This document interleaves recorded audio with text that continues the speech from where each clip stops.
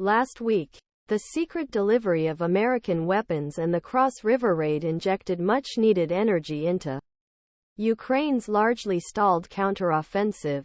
In the east, Ukrainians claim to have inflicted heavy losses on Russian forces trying to besiege a city at war. Meanwhile, in the capital Kiev, Ukrainian parliamentarians are looking for ways to eliminate Russian influence in the church. Surprise arrival of the U.S. Army Tactical Missile System. Secret U.S. long-range ATACMS missiles hit airfields at occupied Berdyansk on the Sea of Azov coast and Luhansk in eastern Ukraine on Tuesday, destroying Russian helicopters and an ammunition depot. The video, released by the Commander-in-Chief of the Ukrainian Armed Forces, General Valery Zaluzhny, shows powerful missile batteries firing and is given a caption thanking Ukrainian soldiers for service and their partners for support.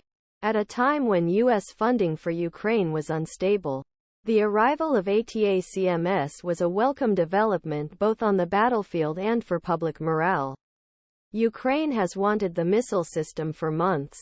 It is still unclear when the weapons were delivered or when the decision to supply them was made.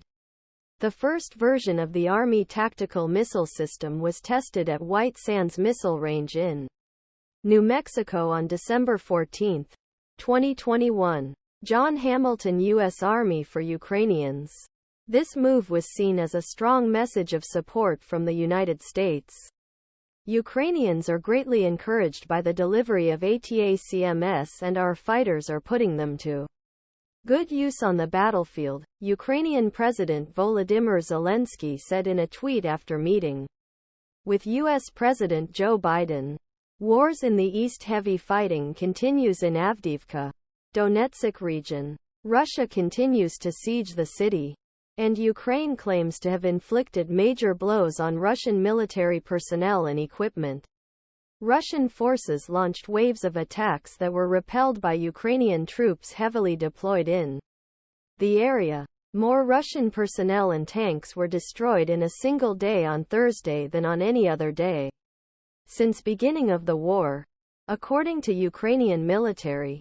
CNN cannot independently verify Ukraine's claims about Russian casualties, but video shared by unofficial Ukrainian military accounts shows intense fighting and destroyed equipment. Zelensky called Russia's losses in Avdiivka catastrophic.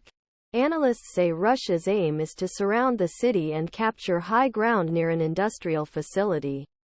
Smoke rises over the area of the frontline town of Avdiivka on October 18, 2023. Amid the ongoing Russian military campaign in Ukraine, Stringer AFP. Avdiivka is no stranger to Russian attacks and has been at the forefront of the conflict in eastern Ukraine since 2014.